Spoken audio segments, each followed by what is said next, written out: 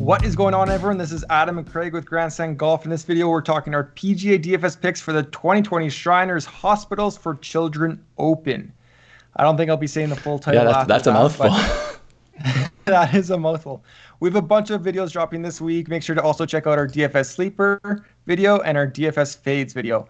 Also, we'll be doing a live Twitch show Wednesday night, 9 p.m. Eastern, 6 p.m. Pacific for a full DFS breakdown. Come with any questions you have about the field. Yeah, we'll go into, there's a lot more guys than we're going to go through in this video that we like. So we're going to go through the whole field there and talk about a lot of other guys that we like. And just to pump our tires a little bit, Craig, you had Sergio in our DFS pick show last week. So that's a nice win for you. Yeah, well, I'm high on Sergio. I know that it's a bit of it might be like the fool me once, fool me twice. How many times do I have to get fooled? But I'll go back to the well with good ball strikers, and then because when they do play well, they go out there and win tournaments. And hey, he wasn't just a favorite; he was 19th, I think, ranked in DK for salary. Yeah, so, and his ownership was tiny. Even with his salary falling, his ownership was still small, which was great. Yeah. So we moved from Mississippi to Vegas, and we are at the TPC Summerlin in Las Vegas. The Shriners Open has been there for a number of years. It's a par 71, 7,255 yards. It's actually quite short. It's also at a little bit of elevation, so it plays pretty short. The primary defense is wind, and for this tournament, it looks like Thursday and Friday are going to be pretty easy, pretty low scoring, but the wind's going to ramp up on Saturday and Sunday. So I think the major thing is to get 6 of 6 golfers through to the weekend and then see what happens. We might get a jumbled leaderboard as the weekend kind of progresses. The rough, very short, 2 inches. I don't know if you've seen this with the golfer profile, but being the rough's okay if you have the right angle to the green. It's all about kind of getting the right approach shot, the right angle, getting close to the bin to get these birdie opportunities. Recent winners, Kevin Na, Bryson DeChambeau, Patrick Cantlay. You can see the win was obviously up in 2017 for Cantlay's win there at 9 under.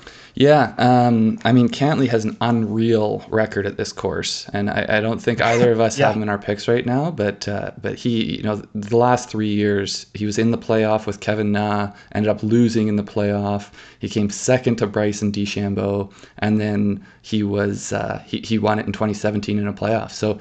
I think his price reflects that this week, and I'm just going to bring him up because we aren't going to be talking about him in our picks video. Oh, sure. Yeah. But what I have in my research about the course, it is wide fairways, but it's not the case where accuracy does still matter. But in terms of giving yourself, you want to be in the right spot on the fairway to give yourself the right spot into greens. Right. The stat that came out as the most predictive for success at the course was strokes gain approach, which is often, you see that oftentimes on these birdie courses because people who are putting it close and making a lot of birdies are going to do well. Off the tee is the next most important, and it's close between the two of them. There's some years where strokes gain off the tee can be a bit more predictive than approach, but consistently approach is the one that you want to favor a bit. And then both putting and around the green, it falls behind. There's decent little gap between those. So again, as always, you're looking for ball strikers. But the most important thing is just long-term strokes gain total. So you want the better golfers are going to be doing better, as is usually the case. And we'll see. Strokes gain putting will come up for tournament winners because you have to putt well to win. It's just harder to predict week in, week out. Well, yeah, and so the way I look at it is, what is their strokes gain putting going into the tournament? It's not in that tournament. Yeah. What were they doing putting? Because that putting is going to be the most important one then, because that's pretty much what differentiates people is when their putts go in, they score well. Exactly. Okay, my picks. Webb Simpson, number 1 for me, 11,000 on DraftKings, 11,900 on FanDuel. He won here in 2014. He hasn't missed a cut in his last 8 trips. This is a crazy stat, Craig. He shot over par once in his last 32 rounds at TPC Summerlin. That is crazy. absolutely. I know it's an easier course for these guys, but that's absolutely insane, that level of consistency. I mean, you talk about horses for courses. This guy, like, obviously Webb loves it out here. And he ranked first in our Grandstand Golf course fit model. As Craig's getting there. So yeah, there he is, just above Bryson. The 2020-2021, Craig, do you want to talk quickly? It will be skewed for these guys with the U.S. Yeah, Open. it's such a small sample size. So for a lot of these guys, all they've done is the U.S. Open. But then for some others, they do have, two. I don't know if anyone has three tournaments, because in Corrales they didn't have strokes gained. But yeah, so 2020, 2021 stats are going to be super volatile. So, there's a bunch of different things to look at, but Webb set up perfectly for this course. Yeah. Then we have Doc Redman, 7,900 on DraftKings, 9,400 on FanDuel. He's just an accurate guy. So 13th in driving accuracy, 12th in greens and regulation for the 2019-2020 season. And he's started this season just as hot. He's T3, T28 in his 2 starts. And he ranks 9th in our Grandstand Golf course fit model. So another guy that just kind of really fits well here. I know he's young. He's less experienced than some of these other guys. I don't think the Vegas will be a big factor in the COVID years because he's young. Like, I don't think there's much temptation as there has been in other years. So maybe that won't be a distraction. He can go out and fire away. Yeah, and so, I just to show you real quick. So he is one that if you look at his full season of 1920, he's up there. And then because he is in such good form right now, his overall the predictor model loves him. But Doc, he's the one that I brought up as my boy on our podcast, and the big thing that I'm looking for from him this year that we want to see is to get that first PGA Tour win. And this is the type of course that he can go out there and do it on. We know he can go low. We saw it at the Safeway Open a few weeks ago. For sure.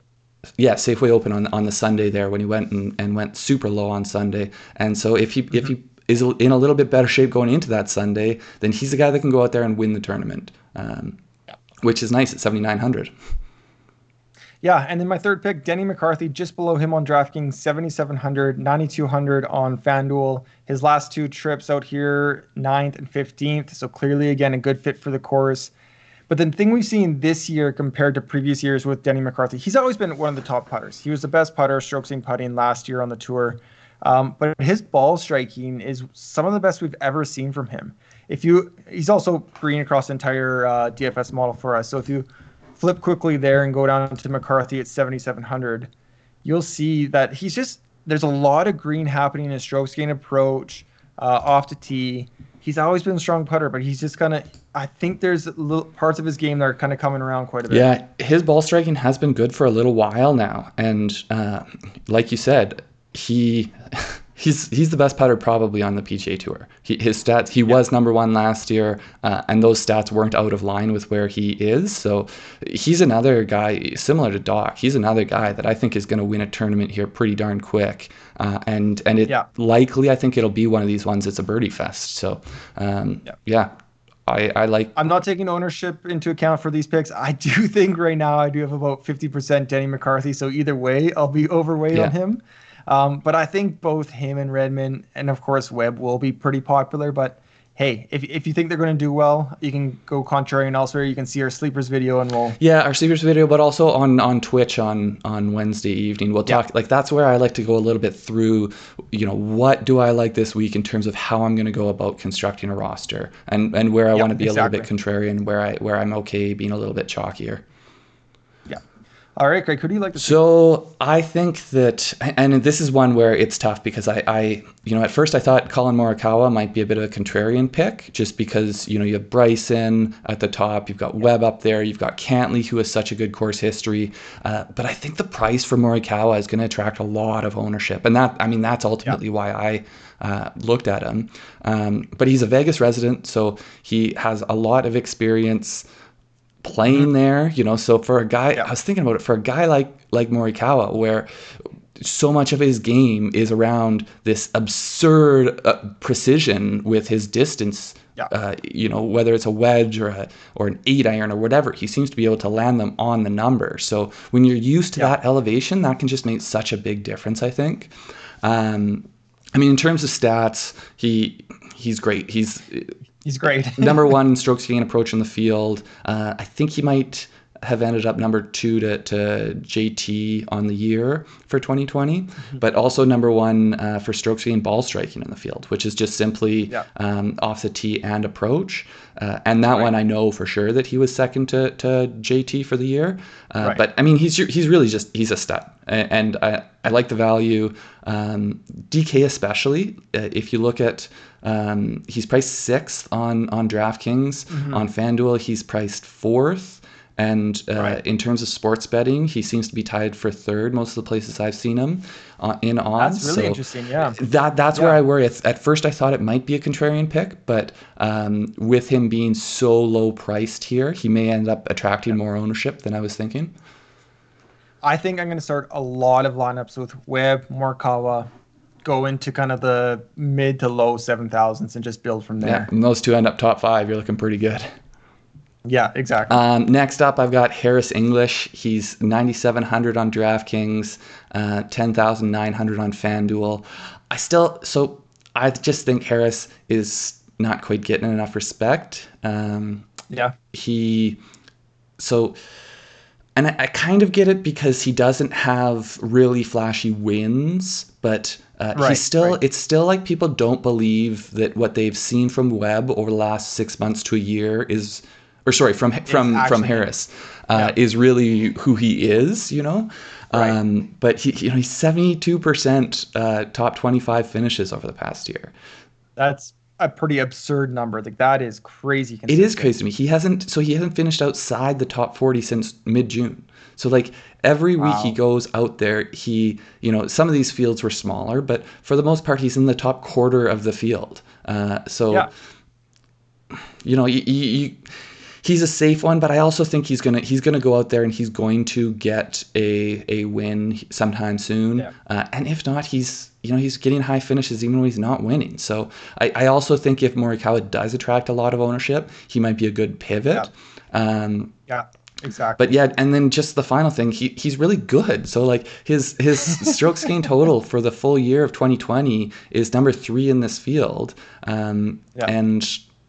But he's priced 7th on DraftKings and 8th on FanDuel. So, to me, it's just an opportunity to see a little bit of value. Yeah, I like it. I'll definitely have some of English for sure. And finally, my boy that I keep going to here, Will Zalatoris. So he's 8,300 on DraftKings and 9,700 on FanDuel. I say that Collin Morikawa is the number 1 strokes gain approach in the field. This is the only guy that potentially challenges him. Yeah, we don't have stats, right? So some websites will interpolate stats from other non-shot link into the kind of blend them together into strokes gain, and in those metrics for the past year he's actually number 1. So like you can make a good argument that he is the best ball striker in this field. To me, it's a little bit of buying the dip.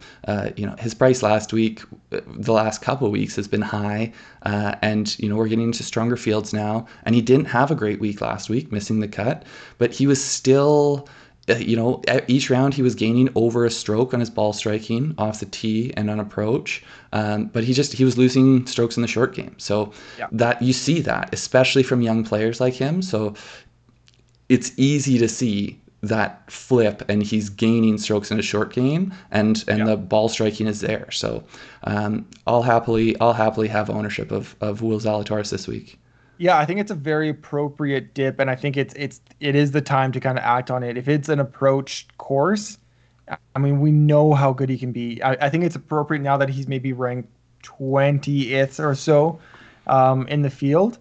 But he just has that. There's so much potential there with him. There's so much unknown. He's not ranked first like he was in Corrales, Punta Cana, or similar the last couple of weeks. Sorry, I was just going to say, the thing is too, like with him, sometimes I worry about ownership just because of how much his kind of story is in the press right now. But there's so many sexy names around here. Like Cam Davis has been playing so well. Joko Niemann, Russell Henley actually looks like a pretty good fit. And so we'll go through all of these on Wednesday. But Twitch, I think that the fact that there are so many potentially good plays around there means that he's not going to get crazy with his ownership, won't get crazy. No, I like it.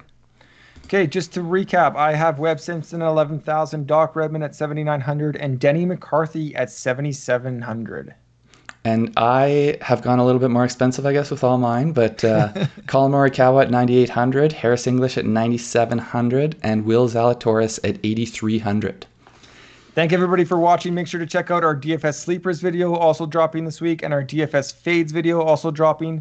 As Craig mentioned a couple times, we'll be live on Twitch, 9 p.m. Eastern on Wednesday, 6 p.m. Pacific. Thank you for watching. Please like, subscribe. Any questions, leave them below. Thanks a lot, guys. Take care.